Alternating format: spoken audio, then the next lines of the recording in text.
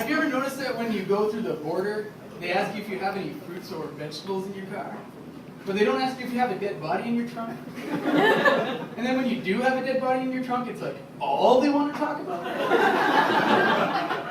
Do you guys know what furries or plushies are? Yeah, basically, they're people who like to dress up like stuff. And that's fine. I don't judge, you know, like Yes. it's like the other thing you said with the anal sex and stuff, which is a weird thing to bring up on a first date, I think. And anyway, so yeah, they dress up like stuffed animals and fly. And I saw some of it at this like public roller skating thing. My wife plays roller derby. Lovely ladies over here. And I saw one, and as soon as their masks came off, it like made perfect sense. Like you could just tell that something weird had to be happening in the room for them to get off.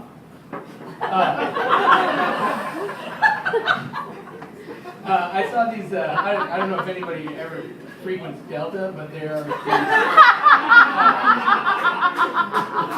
are these two twin midget girls that kind of look like Jennifer Lopez's that were like left in the dryer. And so I saw them, and you know, like Jennifer Lopez is an attractive lady, and they look like two tiny Jennifer Lopez's with slightly chubbier thighs. And of course, because I'm a pervert guy, I immediately thought, like, oh, I wonder what it's like to have sex with two tiny midget Jennifer Lopez. And I was like, it's probably like rolling around with a couple of puppies, where at first they're not into it at all, they're practically ignoring you, but then you kind of get them worked up, then you stop getting into it because they get bitey and their breath starts to make you nauseated. So you hurt one on purpose just a little bit so they'll leave you alone.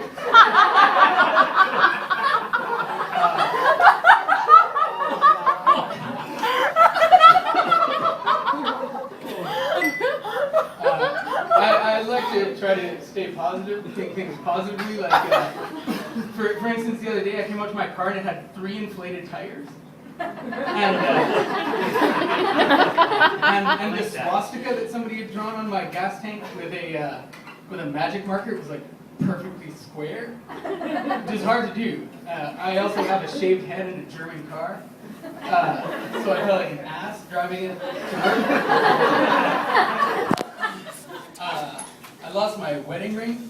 I still haven't told my wife because I know she'll get pissed at me, and also because when she asked me where the last place I remember having it is, I'm going to have to say my girlfriend's house. I love my wife, but nobody can drive me crazy like my wife. We got in this huge fight the other night, and the devil showed up on my shoulder and said, you know, you strangle her. And this would all be over way sooner. And then the angel popped up on the other side, and he was like, you know, I think I know how we can get away with this.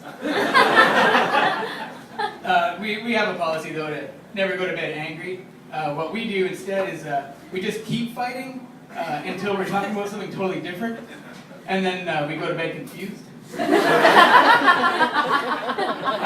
I'm kidding. I could never kill my wife because I've talked about it too much. I post about it on Facebook, so it'll be super obvious. When I was in high school, I had a gay friend named Lance, and and he was like super nervous about coming out.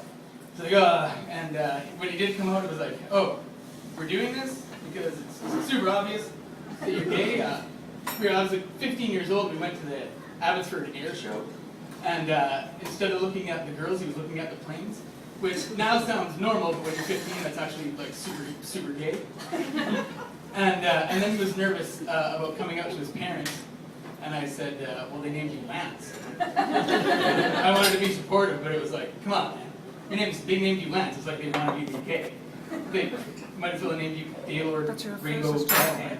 That's the first one. So you have the only one. I was in the washroom there, and I was nervous that I wasn't going to hear my name get called, because there's a sign in there that says employees must wash hands. So I was waiting for an employee to come wash my hands, but I guess she was busy with you guys, so I just washed myself. This time I had to wash my hand with a Band-Aid, on my thumb, which is basically the worst thing that can happen to you if you're white.